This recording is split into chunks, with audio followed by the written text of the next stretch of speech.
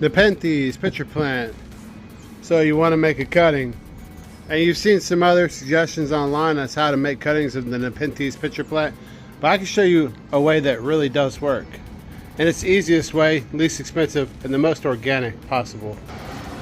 This is my proof. All of these Nepenthes were from cutting, and you're going to want to know how I did that, because there's been a lot of misconceptions out there and things I've done through trial and error that have worked. I think the best way to know how to do a cutting of a pitcher plant and successfully root it is to take one apart and see what works. Now here I have 3 different cuttings, and all 3 tell a different story.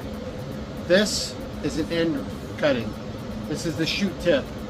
And the shoot tips are typically the best at regrowing roots and being successful.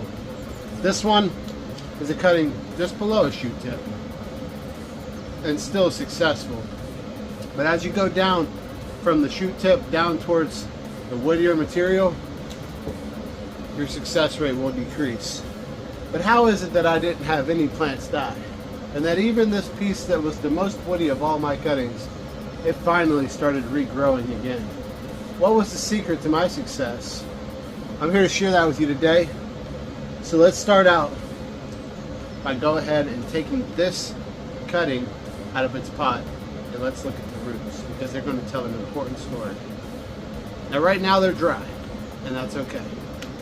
But that is one of the main secrets with getting successful cuttings, is to ensure that these stems, leaves don't dry out. Okay. And what I'm trying to do is figure out, where did the roots come out of? And there's not a lot of roots. Isn't that crazy? These plants are almost like air plants in a way. They don't require roots to get nutrients. That's what they're good at. They're carnivorous plants. Their roots aid more almost like for support, to ensure that they stay in place and that their pitchers stay upright. I created my cutting just below a node. That's a leaf. A leaf also harbors a node just above the leaflet. The roots originated from below the node. So these roots were generated out of the stem. Therefore, now like some plants, cactus in particular, when you do a cutting, they're going to generate roots and new pads from node areas, whereas this will generate roots out of the stem. Therefore, I want to cut this internodally between nodes. I want to cut it right here, for instance. But let's start at the end, because that's where we'll start making our cuttings. And we'll cut it, and we want to leave 2 good nodes, at least. So we leave the tip. That's not a node. There's no node there. First node, second node. And honestly, I think I left 3 nodes on all my cuttings to be sure. And I would cut it below my 3rd node, right here internodally. Cut it there, and then I would snip off 1 whole leaf. And I would bury that leaf stem below the soil level. Now, I think with gardening, one thing that people commonly think is that there's a right way and a wrong way. And really, any way that works is the right way, right? So, you can go to the store and buy hanging baskets, but you're going to waste a lot of money on something that you just don't need. So I created mine, all these, and all I did was take chicken wire. I like the plants. The baskets tell their own story too. But I'm more of a DIY and do-it-yourself kind of person. That's hence the name of this channel, The Best Gardens DIY. So I took some chicken wire, a rigid wire, wrapped the chicken wire around the rigid wire, and then inside of here, all organic material. This is palm fiber, a little bit of Spanish moss, dried out. The palm fiber keeps the soil in place. The chicken wire keeps the palm fiber in place.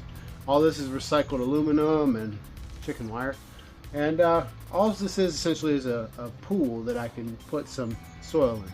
Now you're going to want to know, what soil am I putting in? And I'm putting in peat. Why peat? It has low nutrients. Carnivorous plants grow larger pitchers when they don't have the nutrients they need in the soil. So this plant really wants to get its nutrients. Well, the characteristics we desire in this plant are created from its ability to catch insects and get its nutrients that way.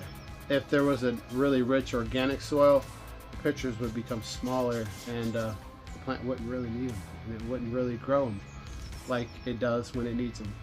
So I guess that's pretty much it. If I missed something on how to cultivate, propagate, and generate new plants from ones you bought in the past or ones you acquired, write that in the comments, because I don't think I did, but I could have.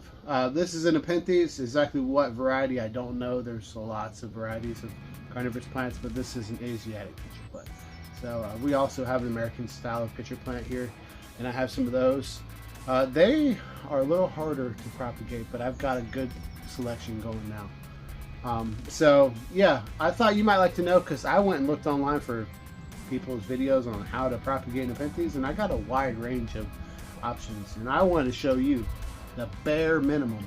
I used no rooting powder, no root tone, just kept these babies moist. And with napenthes, it's okay to use non-distilled water, but if you have chlorinated water, I wouldn't recommend it. I'd catch rainwater, and I do catch enough rainwater to water most of my plants most of the time. However, sometimes I have a dehumidifier in my house, and I use some basically distilled water when I use that.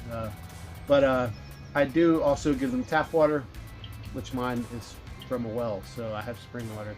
Actually, some of the best water in the world here where I live. So if you're doing American pitcher plants, it's not recommended to have any minerals in the water, or you're going to have really poor pitcher plants. But with these Asiatic ones, it's okay. They're still going to grow nice pitchers. So I hope that answers your questions. And if you like this content, or I was of any help or use today for you, then hey, hit that subscribe button. Help me out. My channel has been demonetized because I haven't uploaded a lot of videos. I'm trying to do some videos that I don't just do videos because I feel like I need to do videos. That's kind of obvious, right? That's why I haven't been uploading. I do videos that I think are going to help people, and a video like this would help me in my stage of growing my napenthes and cutting. I appreciate y'all. Thanks for watching. We'll see you next time right here in the Best Gardens DIY. I'm Alex.